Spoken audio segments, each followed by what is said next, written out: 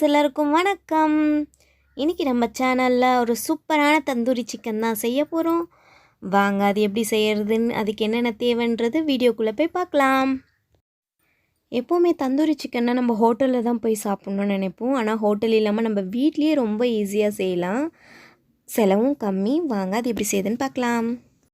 Friends, நான் இன்றைக்கி tandoori chicken செய்கிறதுக்கு 1/2 கிலோ அளவுக்கு சிக்கன் எடுத்திருக்கேன். சிக்கனில் இந்த மாதிரி கீரல் போட்டு வச்சுருக்கேன். ஏன்னா நம்ம இப்போ மசாலா மேரினேஷன் பண்ண போகிறோம். மசாலாலாம் நல்லா சிக்கன் பீஸ் உள்ள வரைக்கும் நல்லா இறங்கணும். அப்போ தான் நல்லா ஜூஸியாக சிக்கன் நல்லா ஸ்பைஸியாகவும் இருக்கும். ஸோ அதனால தான் 1/2 கிலோ எடுத்து நல்லா வாஷ் பண்ணி வச்சுருக்கேன். ஒரு லெக் பீஸும் கொஞ்சம் பிரஸ்ட் பீஸும் வச்சுருக்கேன். இப்போ இதில் மசாலா மிக்ஸ் பண்ணிக்கலாம். Paste 1 spoon, garam masala 1/2 spoon, tandoori மசாலான்னு கடையில் கிடைக்கும், அது ஒரு ஸ்பூன் எடுத்து வச்சுருக்கேன். உங்களுக்கு இல்லைனாலும் பரவாயில்ல. 1/2 ஸ்பூன் அளவுக்கு மஞ்சள் தூள்,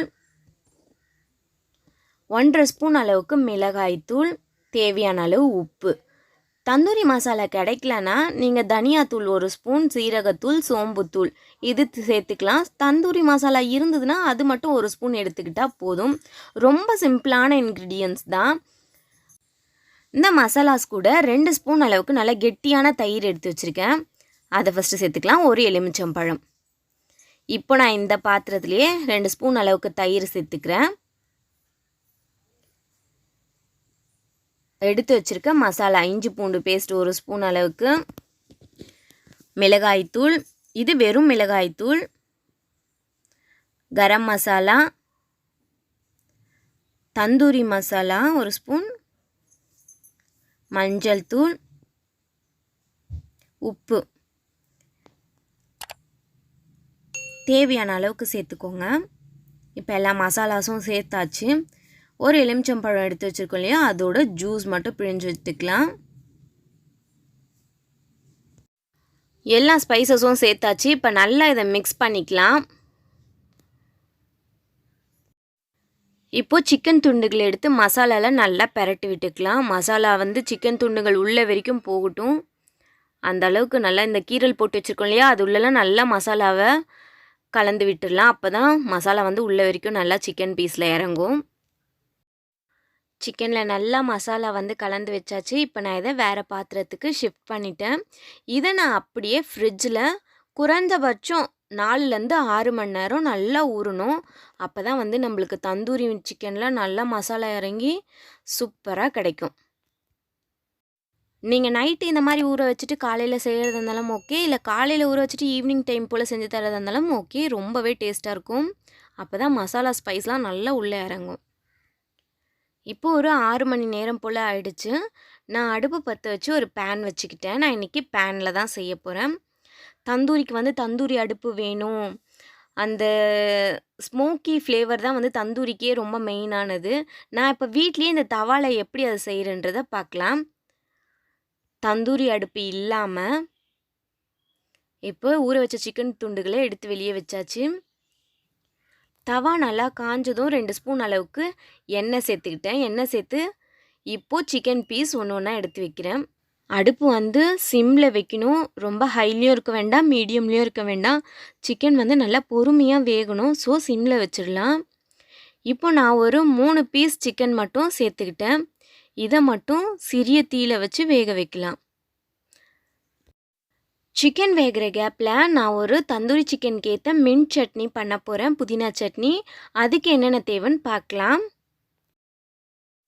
1/2 ஸ்பூன் அளவுக்கு இஞ்சி பூண்டு விழுது, ஒரு பச்சை மிளகாய், ஒரு 2 ஸ்பூன் அளவுக்கு தயிர், தேவையான உப்பு, சால்ட் எடுத்து வச்சுருக்கேன், ஒரு 1/4 ஸ்பூன் அளவுக்கு சால்ட்டு, ஒரு கைப்பிடி அளவுக்கு ஃப்ரெஷ்ஷான புதினா எடுத்து வச்சுருக்கேன்.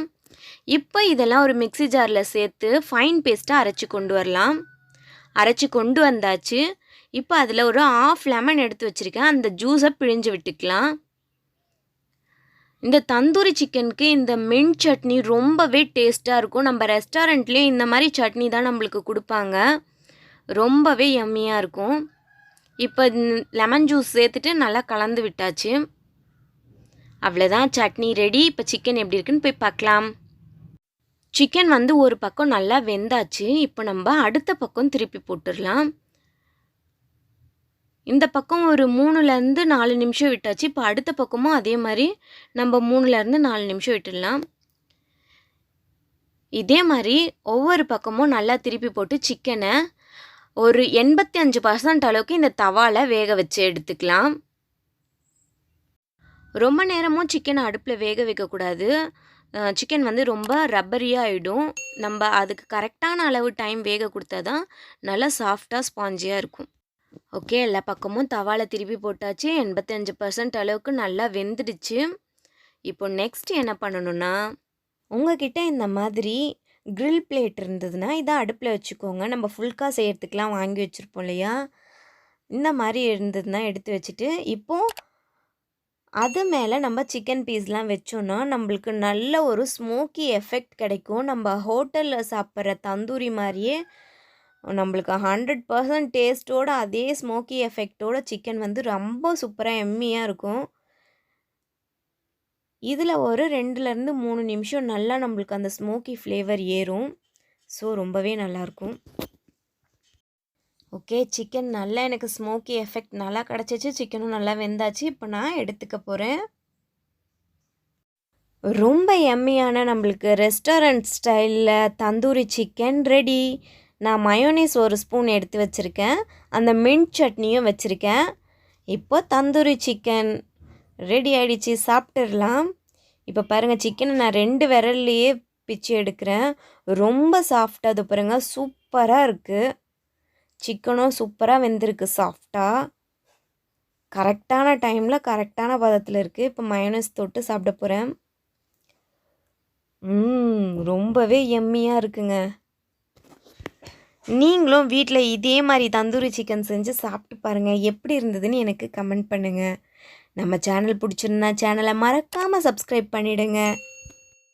இவ்வளோ நேரம் வீடியோ பார்த்ததற்கு ரொம்ப நன்றி. அடுத்த ஒரு வீடியோவில் சந்திப்போம். பாய்.